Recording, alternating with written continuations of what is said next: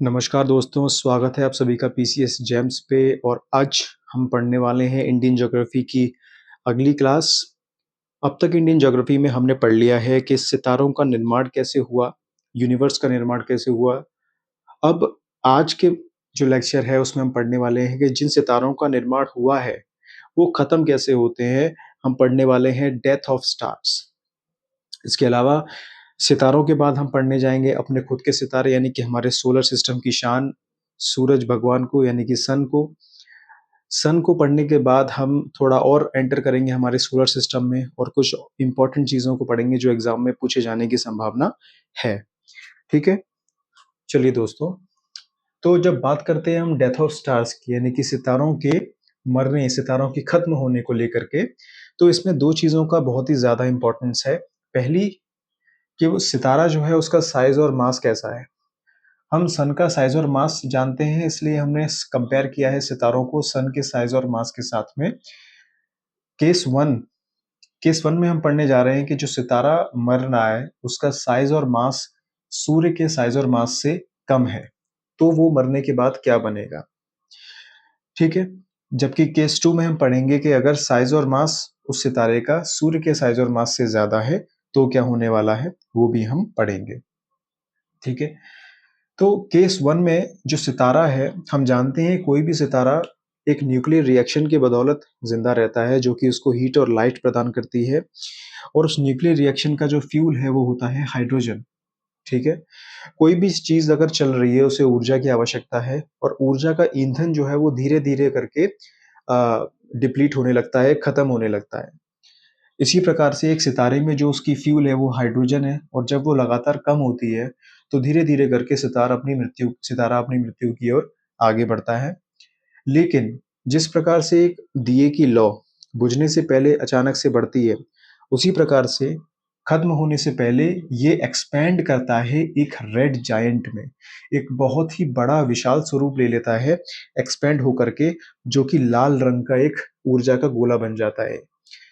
ये जब हमारा सूर्य भी खत्म होने की कगार पे आएगा तो वो भी धीरे धीरे करके एक्सपेंड करेगा, आसपास के प्लैनेट्स को खा सकता है और एक्सपेंड करके एक रेड कलर का जाइंट बन जाएगा। जैसे ही रेड जाइंट बनता है उसके बाद तुरंत इसकी ऊर्जा समाप्त होती है, क्योंकि हाइड्रोजन खत्म हो चुकी होती है, और ये व्हाइट ड्वार्फ एक बहुत ही छोटे सेलेस्टियल बॉडी में तब्दील हो जाता है व्हाइट कलर का, और पूर्ण रूप से ऊर्जा समाप्त होने पर ये ब्लैक ड्वार्फ में कन्वर्ट हो जाता है। यानी कि वो सितारा जिसका साइज और मास सूर्य के साइज और मास से कम है, वो अंततः एक ब्लैक ड्वार्फ में कन्वर्ट हो जाता है, एक काले बौने में कन्वर्ट हो जाता है। वहीं दूसरी तरफ जो सितारे का साइज और मास सन के साइज और मास से ज्यादा है, इस ज्यादा को एक लिमिट दी गई है कि सन के साइज और मास से 1.44 टाइम्स से भी ज्यादा अगर है तो उस केस में वो मर करके क्या बनेगा। ये जो लिमिट है सूर्य के साइज और मास का 1.44 टाइम्स, इससे ज्यादा जो अगर सन का स्टार का साइज और मास है तो क्या बनेगा।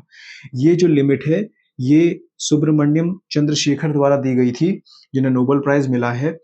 तो इस लिमिट को चंद्रशेखर लिमिट भी कहते हैं, चंद्रशेखर लिमिट लिख लीजिएगा। ठीक है, when size and mass of star is greater than 1.44 times of the size and mass of the sun, then this limit is called as Chandrashekhar limit. चलिए, अब जो हमारे पास स्टार है उसकी मृत्यु की शुरुआत होती है हाइड्रोजन के डिप्लीशन से, जो कि उसका फ्यूल है। वो भी कन्वर्ट होता है एक रेड जाइंट में, लाल कलर के एक बड़े ऊर्जा के गोले में। लेकिन यहां से कहानी चेंज हो जाती है। इस केस में रेड जायंट जो है वो एक्सप्लोड करता है, फटता है, और इस बड़े एक्सप्लोजन को कहते हैं सुपरनोवा एक्सप्लोजन। ठीक है, इस सुपरनोवा एक्सप्लोजन के बाद इसके अंदर के जो हल्के पदार्थ हैं, लाइट एलिमेंट्स हैं, वो इस एक्सप्लोजन की द्वारा पैदा किए गए फोर्स से दूर चले जाते हैं, और हैवी जो एलिमेंट्स हैं यानी कि मुख्य रूप से न्यूट्रॉन पार्टिकल्स वो वहीं रह जाते हैं। ठीक है, और वो जो न्यूट्रॉन पार्टिकल्स का एक समूह बनता है उससे एक नया सितारा बनता है जिसे कहते हैं हम न्यूट्रॉन स्टार। नाम से ही जाहिर है कि न्यूट्रॉन स्टार एक कलेक्शन ऑफ न्यूट्रॉन्स है। ये न्यूट्रॉन क्योंकि भारी एलिमेंट है और एक दूसरे से क्लोजली जुड़े हुए हैं, तो ये हाई डेंस और मासिव स्टार का निर्माण करते हैं, जिसे हम न्यूट्रॉन स्टार कहते हैं। इसे पल्सर स्टार भी कहा जाता है। याद रखेंगे, the neutron star is also known as pulsar star. ठीक है, मैंने बताया कि न्यूट्रॉन स्टार की हैवी मास और डेंसिटी होती है, और इस हैवी मास और डेंसिटी की वजह से इस न्यूट्रॉन स्टार की ग्रेविटी बहुत ज़्यादा हो जाती है, बहुत हाई ग्रेविटी हो जाती है, क्योंकि मास जितना ज़्यादा उस पर्टिकुलर सेलेस्टियल बॉडी की ग्रेविटी भी उतनी ज़्यादा।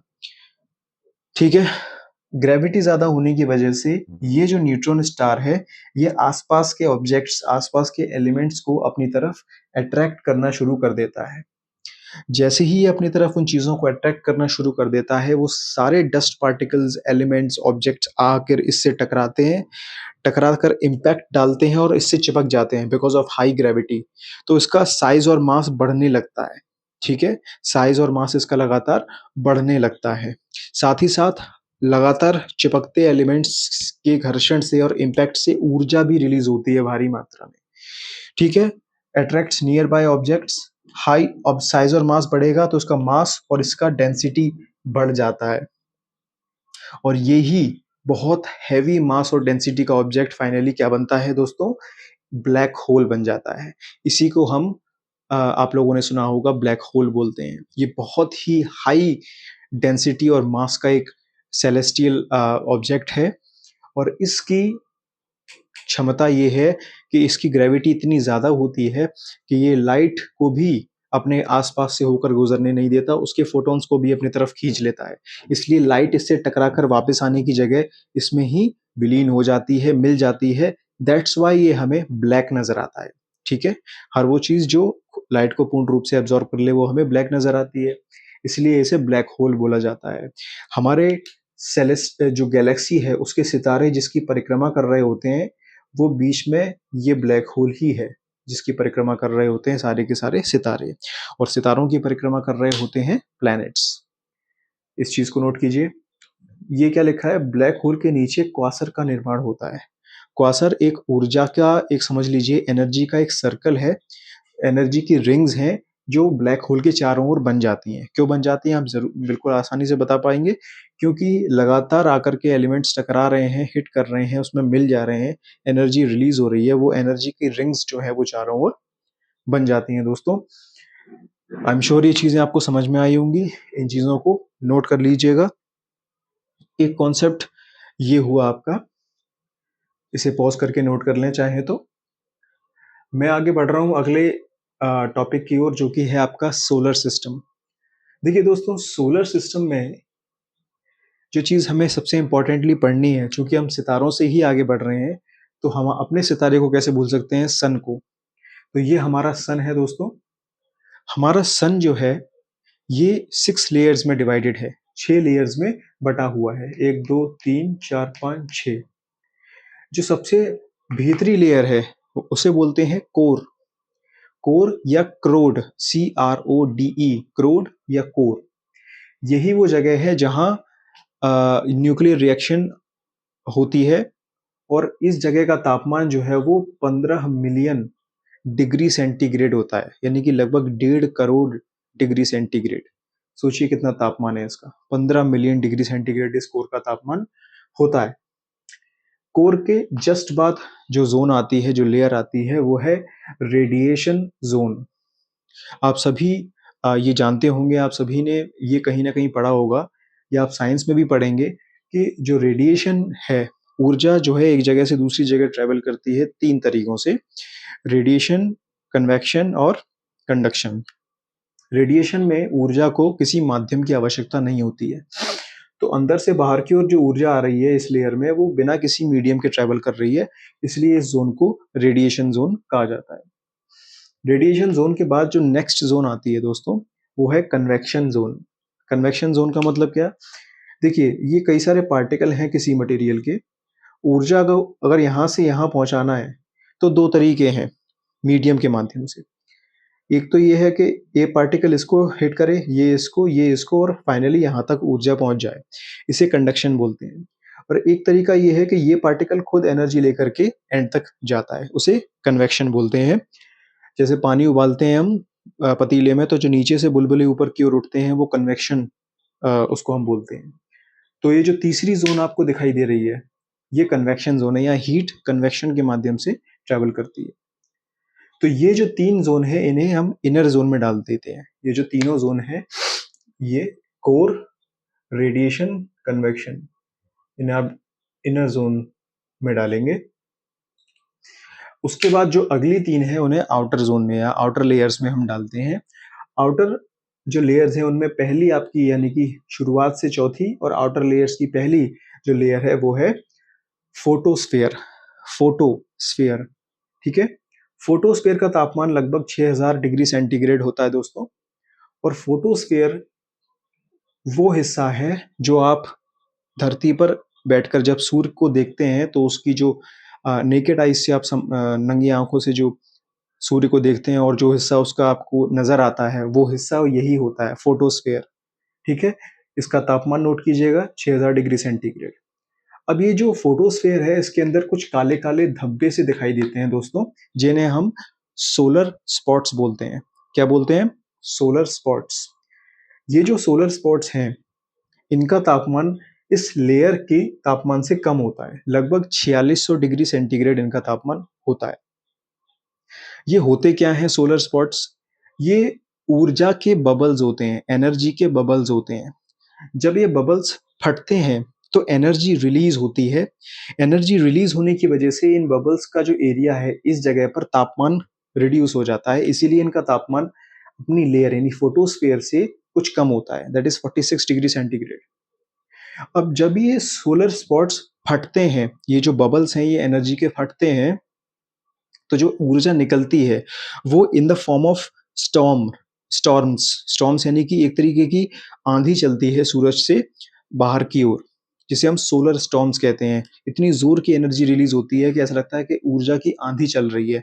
सोलर स्टॉर्म्स ये प्लैनेट्स को नुकसान पहुंचाने के लिए काफी हैं, लेकिन चूंकि हमारे धरती के चारों ओर एक मैग्नेटिक फील्ड है, वो हमें प्रोटेक्ट करता है, इन सोलर स्टॉर्म से बचाता है। ठीक है? अब ये जो सोलर स्टॉर्म्स हैं, या ये जो ऊर्जा निकल रही है, ये जिन लेयर से निकलती है या जिन तरंगों को, ये जो ऊर्जा निकल रही है, इनकी जो तरंगे हैं, उन्हें हम सोलर फ्लेयर्स बोलते हैं। सोलर स्पॉट्स के फटने से जो ऊर्जा निकल रही है, उसे हम वो जिस तरंगों की फॉर्म में निकल रही है, उन्हें हम सोलर फ्लेयर्स बोल रहे हैं दोस्तों। ये जो सोलर फ्लेयर्स हैं, ठीक है, ये हमारे धरती के, फॉर एग्जाम्पल ये हमारी अर्थ है, अर्थ पे एटमॉस्फेयर सबसे थिन होता है पोल्स पे, और सबसे थिक होता है इक्वेटर पे, क्योंकि ग्रेविटी का डिफरेंस है, यहाँ ग्रेविटी मैक्सिमम है, वो एटमॉस्फेयर को खींच लेती है अपनी तरफ। तो जब ये सोलर फ्लेयर्स एटमॉस्फेयर से आकर टकराते हैं पोलर रीजन्स में, तो पोलर रीजन्स में बहुत ही खूबसूरत लाइटें दिखाई देती हैं आसमान के अंदर, ठीक है, जिन्हें हम बोलते हैं ऑरोरा। ऑरोरा, ठीक है। एक इनमें से बोला जाता है ऑरोरा बोरियोलिस, एक बोला जाता है ऑरोरा एस्ट्रोलिस, वो मैं लिखवा दूंगा अभी। तो सोलर फ्लेयर्स की कहानी समझ गए आप, सोलर स्टॉर्म समझ गए, सोलर स्पॉट समझ गए, ये क्या है? एनर्जी के बबल्स हैं। अब ये जो सोलर स्पॉट्स हैं, ये हर 10 से 11 साल में बनते हैं, बहुत जल्दी जल्दी नहीं बनते, 10 से 11 सालों में बनते हैं। तो सोचिए कितनी ऊर्जा ये अपने अंदर इकट्ठी करके रखते हैं, और जब ये फटते हैं तो energy in the form of storms and फ्लेयर्स release करते हैं। ठीक है? इन चीज़ों को नोट कीजिए, फिर मैं आपको बाकी चीज़ें बताता हूँ, जैसे ऑरोरा बोरियोलिस और एस्ट्रोलिस।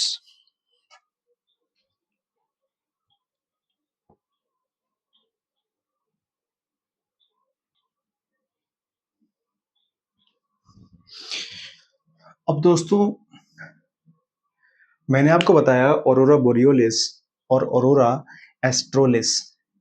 तो जब सूर्य से निकलने वाली सोलर फ्लेयर्स धरती की तरफ आती हैं, तो इसके पोल्स पे जो एटमॉस्फेयर है, जब उससे टकराती हैं, तो एटमॉस्फेयर में ये किरणें फैलती हैं, और इनके फैलने से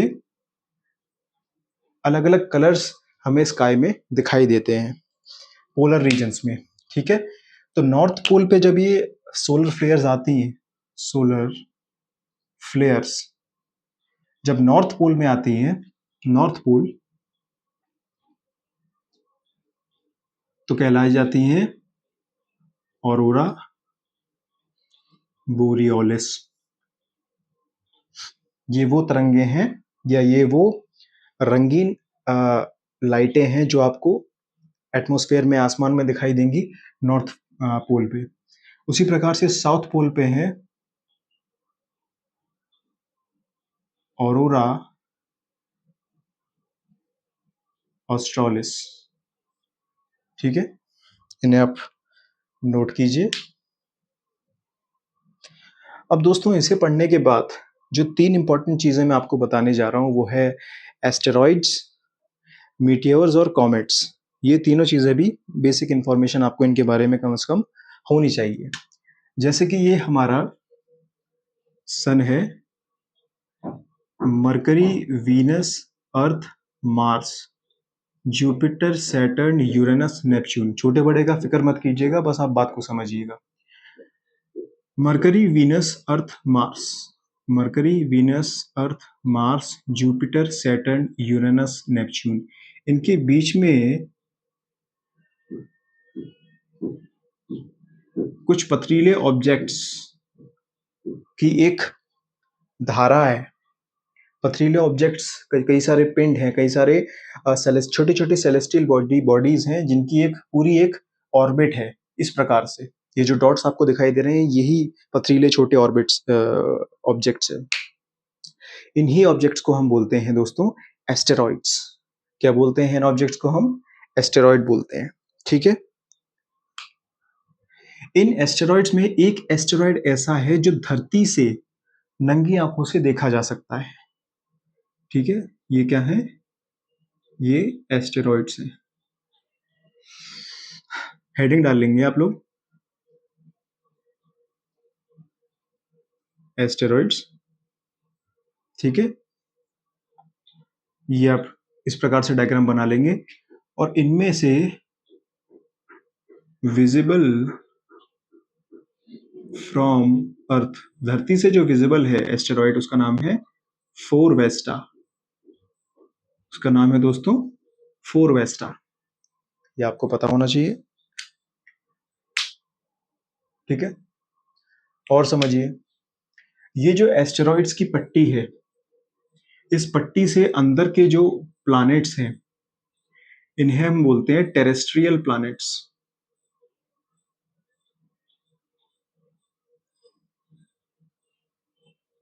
ठीक है दोस्तों, इन प्लैनेट्स को हम क्या बोलते हैं? इन्हें हम बोलते हैं टेरेस्ट्रियल प्लैनेट्स।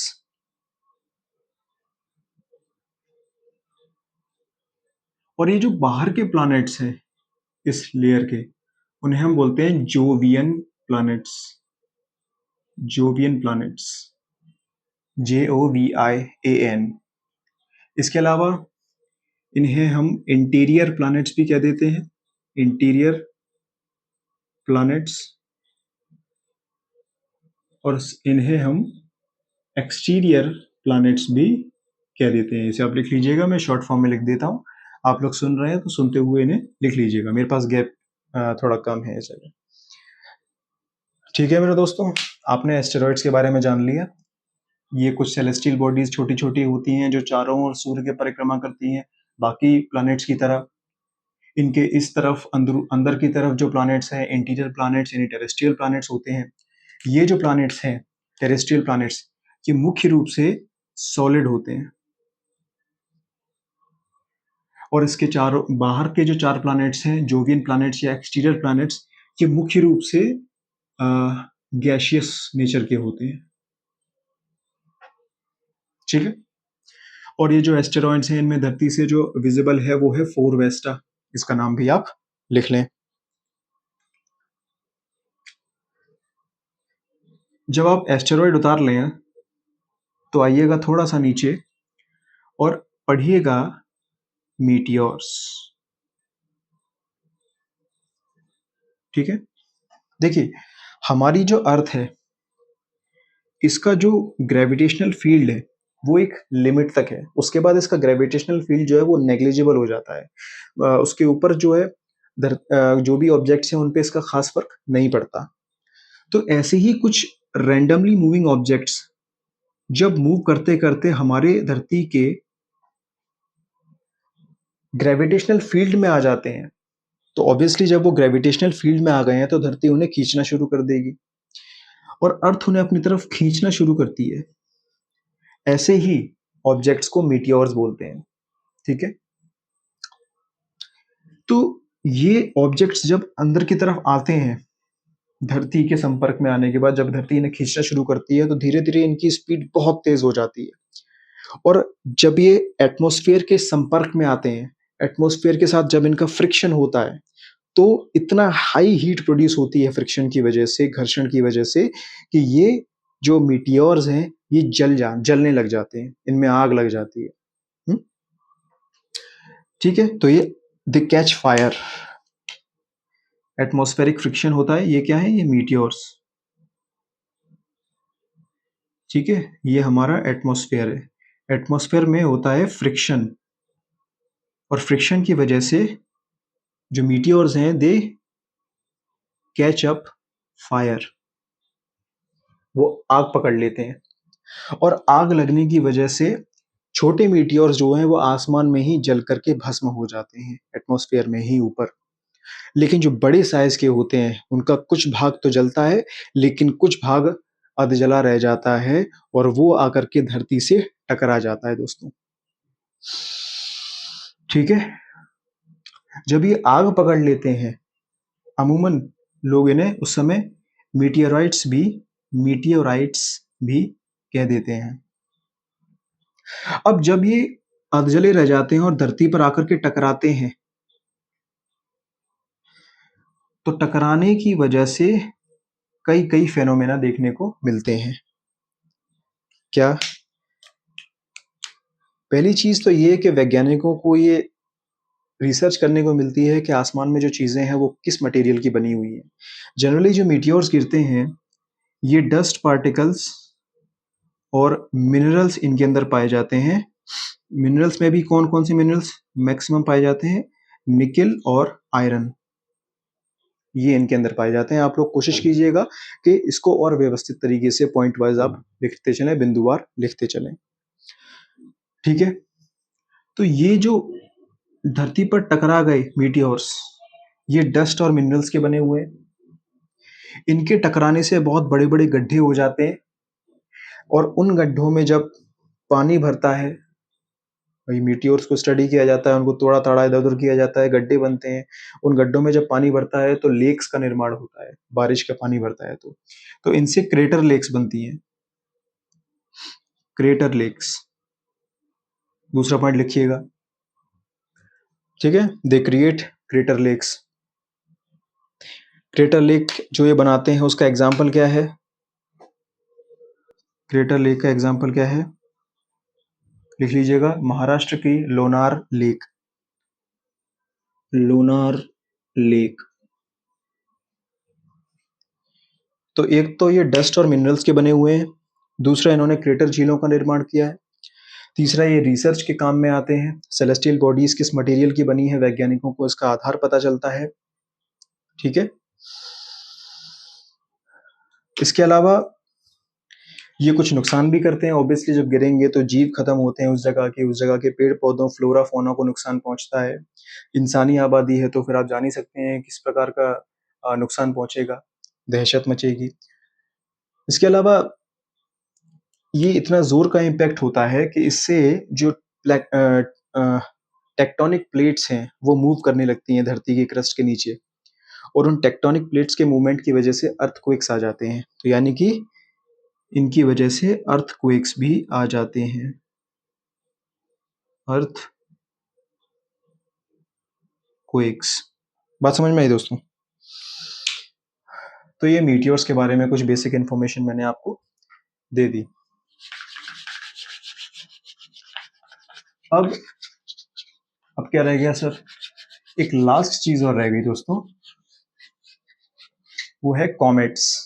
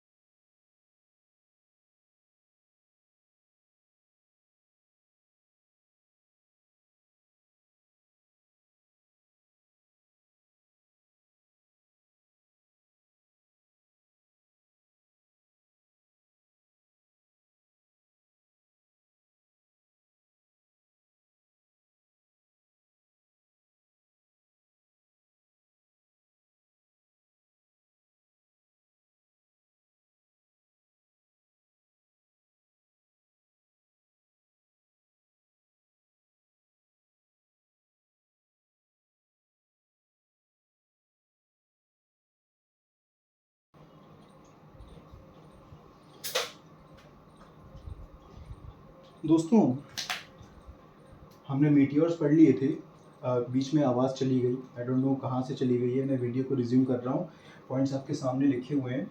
मीटियोर्स धरती पे गिरते हैं, पे गिरते ही ये क्रेटर झीलों का निर्माण करते हैं। ये डस्ट और मिनरल्स के बने होते हैं, जैसे कि निकेल और आयरन। एग्जाम्पल क्रेटर झील का है लोनार लेक, जो कि महाराष्ट्र में है। इनके गिरने से इतना ज़ोर का इम्पैक्ट आता है कि अर्थक्वेक्स भी आ जाते हैं। ठीक है, मीटियोर्स आपने पढ़े। उसके बाद हम जाते हैं कॉमेट्स पे। कॉमेट्स की जब हम बात करते हैं दोस्तों, तो सन के आगे सारे प्लैनेट्स निकाल दीजिए। नेपच्यून के बाद एक लेयर आती है कई सारे छोटे छोटे सेलेस्टियल बॉडीज़ की, जो इतना दूर होती है सन से कि उस तक, इतना दूर होती है वो सन से कि उस तक सूरज की रोशनी ना के बराबर पहुंच पाती है। अब चूंकि ना के बराबर सूर्य की रोशनी पहुंच पाती है, उस वजह से ये इतना ज़्यादा ठंडा रीजन होता है कि ये जो बॉडीज़ हैं, ये बॉडीज़ ये बेसिकली डस्ट की तो बनी होती हैं, प्लस इन पे जो गैस होती है वो जम जाती है। यानी कि ये डस्ट और सॉलिड गैस की बनी होती है। ठीक है दोस्तों, अब ज़रा देखिए। अब ये इस जगह पर सन से बहुत दूर है, लेकिन जैसे ही ये ओवल पाथ में इस डायरेक्शन में मूव करती हैं, तो ये सन से काफ़ी नज़दीक आ जाती हैं। क्योंकि ओवल इस प्रकार से होता है, तो सन के अगर आप यहाँ से दूर हो तो यहाँ तो पास हो, तो इस प्रकार से जब ये सन के पास आती हैं और सन की ऊष्मा और ऊर्जा, एनर्जी और हीट जब इन तक पहुँचती है, तो ये जो गैस है ना, ये सॉलिड गैस से अपनी गैशियस स्टेट में आ जाती है। समझ रहे हो? तो जब ये अपनी गैशियस स्टेट में आ जाते हैं, तो ये गैस पीछे की तरफ मूव करती है, ये इस तरफ मूव कर रहे होते हैं, गैस बैकवर्ड्स मूव कर रही होती है। और इस प्रकार की कुछ चीज़ें आपको देखने को मिलती है, जिसे हम कॉमेट बोलते हैं। कॉमेट की ये टेल होती है, पूंछ, जो गैशियस वाला पार्ट होता है। ये जो इसका सॉलिड पार्ट होता है, इसे हम हेड बोलते हैं। ठीक है दोस्तों, तो इस प्रकार से कॉमेट का निर्माण होता है। कॉमेट का एग्जाम्पल लिख लीजिए।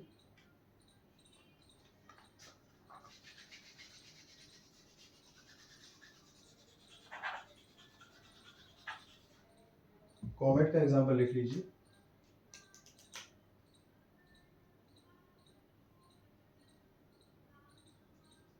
हेल-बॉप, हेली, हेल-बॉप, हेली, फॉब्स।